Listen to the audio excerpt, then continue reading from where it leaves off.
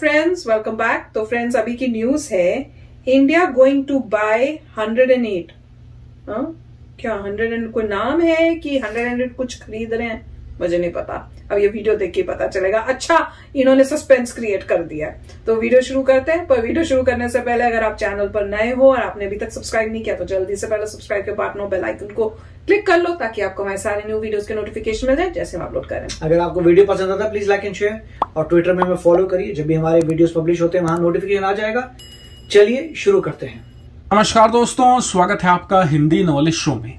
तो दोस्तों, आज जो काम भारतीय एयरफोर्स ने किया है वो काबिले तारीफ है, लेकिन अगर ये काम शायद 5-6 साल पहले हो जाता तो भारत आज लड़ाकू विमानों की कमी से ना जूझ रहा होता। दरअसल आप में से जो लोग डिफेंस की खबरों को पिछले 6-7 साल से फॉलो करते हैं उन्हें याद होगा कि भारत ने अब से कई साल पहले एक डील निकाली थी। ये डील थी MMRCA डील, और इसके तहत भारत बहुत सारे लड़ाकू विमान खरीदने वाला था। बहुत सारे कितने?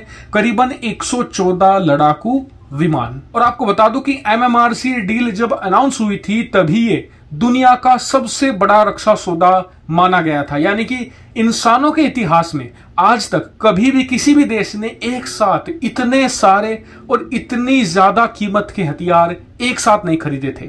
ऐसे में इस डील की काफी ज्यादा चर्चा हुई, लेकिन आपको बता दूं कि ये डील ना हो गई, एक रबड़ हो गई जो खिंचती ही चली गई। जब 2014 में प्रधानमंत्री मोदी की नई सरकार आई तो उन्होंने एक और डील निकाली, इसका नाम रखा गया MMRCA 2। जो पहली वाली MMRCA थी उसे स्क्रैप कर दिया गया।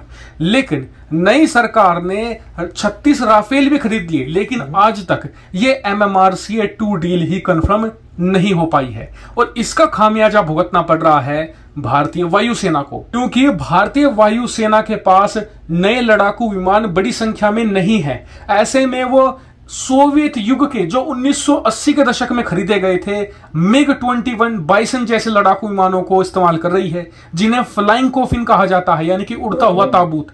और उसकी जद में हम हर साल अपने कई सारे पायलट खो देते हैं, क्योंकि जो MiG-21 है उन्हें आप सिर्फ म्यूजियम में ही रख सकते हैं। युद्ध लड़ना उनसे बहुत बड़ी बात है, और ये तो हमारे पायलट की काबिलियत है कि वो अपनी काबिलियत के दम पर, अपनी योग्यता के दम पर, जो उन्हें ट्रेनिंग मिली है उसकी मदद से इन्हें अब भी ऑपरेट कर रहे हैं। लेकिन अब भारतीय वायुसेना ने साफ कर दिया है कि हमें ना तो MMRCA 2 चाहिए, ना ही कोई और चीज चाहिए, हमें सिर्फ चाहिए राफेल।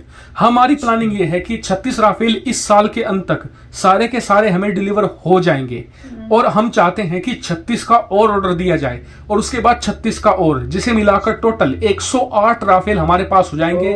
उसके बाद हमें किसी भी देश से कोई भी लड़ाकू विमान खरीदने की जरूरत नहीं है, क्योंकि उसके बाद तक हमारा तेजस MK2 खुद का बनकर तैयार हो जाएगा, भारत का M का बनकर तैयार हो जाएगा। ऐसे में राफेल सबसे बेस्ट है, और इससे फायदा भी है। भारतीय वायुसेना यही तो सरकार को कह रही है कि भाई आप MMRCA 2 के तहत 114 लड़ाकू विमान खरीदेंगे, तो उसका प्रोसेस हद से ज्यादा लंबा हो जाएगा। मान लीजिए कि 1 साल तो लगेगा टेंडर निकालने में, फिर 1 साल में जितने भी टेंडर में देश आएंगे उनके लड़ाकू विमान को वायुसेना इवेल्युएट करेगी।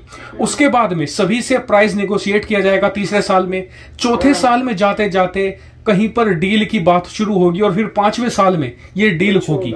उसके बाद 2 साल लगेंगे उसकी डिलीवरी स्टार्ट होने में, लगभग 7 साल लग जाएंगे। तब तक तो भारत का 5वीं पीढ़ी का लड़ाकू विमान M का भी तैयार हो जाएगा। वहीं वायुसेना ये कह रही है कि राफेल खरीदने में सबसे बड़ा एडवांटेज है समय का। समय हमारा बचेगा, हमने सारी चीजें नेगोशिएट करके रखी हुई हैं। कितने का लड़ाकू विमान होगा, कौन सी उसमें मिसाइल होगी, हमारे हिसाब से क्या क्या उसमें बदलाव करने चाहिए, सब कुछ पता है फ्रांस को। बस हमें उन्हें पेमेंट करनी है। इतना नहीं, फ्रांस ने तो यह भी कह रखा है कि अगर आप हमसे और 36 लड़ाकू विमान खरीदेंगे तो थोड़ा और कंसेशन मिल जाएगा, थोड़ा और डिस्काउंट मिल जाएगा आपको। वहीं जो सबसे बड़ा पॉइंट है वायुसेना का वो ये है कि आप ही बताइए, क्या चीन और पाकिस्तान की सिचुएशन को देखते हुए भारतीय वायुसेना बिना लड़ाकू विमान के 7 साल तक रह सकती है? आपको भरोसा है चीन 7 साल तक भारत पर अटैक नहीं करेगा? मैं कहूंगा 1 मिनट का भी भरोसा नहीं है। ऐसे में वायुसेना की बात यहां पर मान लेनी चाहिए और 36 और राफेल का ऑर्डर दे देना चाहिए। पर्सनली एक बात मैं और ऐड करूंगा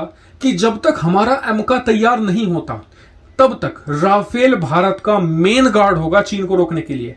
ऐसे में राफेल जितना ज्यादा बड़ी संख्या में भारत के पास हो उतना ही ज्यादा चीन हमसे घबराएगा। तो फ्रेंड्स, न्यूज तो अच्छी है, बढ़िया है, और अगर 108 जैसे कह रहे हैं राफेल की ऑर्डर्स उन्हें चाहिए, तो गवर्नमेंट कर रही है। अभी लिए हैं, काफी सारे लिए हैं, अब थोड़े और आएंगे, उसके बाद सारे कर देंगे। और मेरे को लग रहा है कि ये गवर्नमेंट ऐसी है कि वो देख रही है कि डिफेंस में क्या चाहिए, हर से पूछ रही है आपको क्या जरूरत है, उनके हिसाब से कर रही है। ये नहीं कि अपनी मनमानी या उनको पीछे कर दिया कि नहीं आपको नीचे।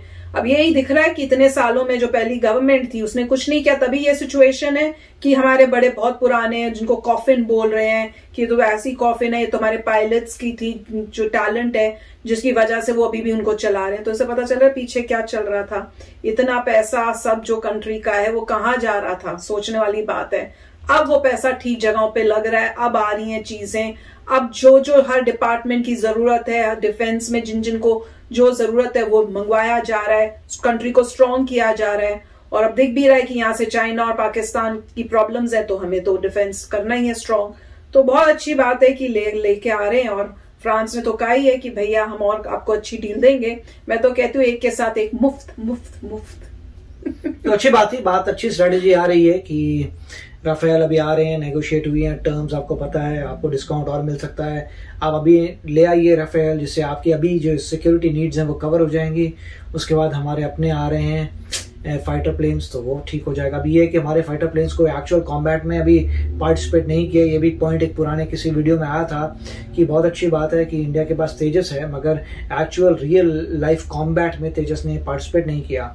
तो जब तक तेजस एक्चुअली लाइफ कॉम्बैट में नहीं पार्टिसिपेट करता, नहीं विन करता, तो कॉन्फिडेंस कम है दूसरी जनता का कि आप दूसरी जनता को बेच सकें। मगर ये अभी के लिए पॉइंट ठीक लग रहा है कि आप इमीडिएट जो नीड है उसको कवर करिए फ्रांस से, और तब तक हमारे अपने फाइटर्स आने चाहिए। और मैं तो कहूंगा रिवर्स इंजीनियर करना चाहिए राफेल को, और मेक श्योर करना चाहिए कि हम ऐसा कोई अपना बनाएं जो राफेल से भी बेटर हो, सबसे बेटर हो। गोल तो यही है कि आप ऐसा एयरक्राफ्ट बनाइए जो सबसे बेटर हो, उसमें बड़ी जबरदस्त रिसर्च एंड डेवलपमेंट करिए, रिवर्स इंजीनियरिंग करिए, जो भी आपको करने करिए, साइंटिस्ट खरीदिए, आप कुछ भी करिए। एंड ऑफ द डे आपको बहुत जबरदस्त प्लेन बनाने हैं खुद के, जो एक्सेल करें, और फिर आप पार्टिसिपेट करिए ऑपरेशंस में। आप यूनाइटेड नेशंस के पीस कीपिंग फोर्स में जाइए, और वहां पे पता नहीं एयरप्लेन अलाउड है नहीं है, मगर कहीं पर भी एक्सरसाइजेस करिए, रियल एक्सरसाइजेस, बड़ी बड़ी कंट्रीज के साथ एक्सरसाइजेस करिए। उससे ये आपको पता चल जाएगा कॉम्बैट में आपका प्लेन कैसे चलता है, और बढ़ाइए, और पूरे जो आपके एलाइज हैं उनको दीजिए। तो एक समय आएगा, अभी हम बना रहे हैं, एक समय पे हम देंगे भी। तो काफी अच्छा वीडियो था। बेस्ट फ्रेंड्स, तो चलो चलते, मिलेंगे नेक्स्ट वीडियो में बहुत ही जल्द। Till then take care and bye bye. तो अगर आप मेरे इस चैनल पे नए हो तो जल्दी से सब्सक्राइब के बटन को हिट करो और बेल आइकन को क्लिक करो, ताकि आपको मेरा जब नया वीडियो मैं लगाऊं आपको उसके बारे में जल्दी से पता चल जाए।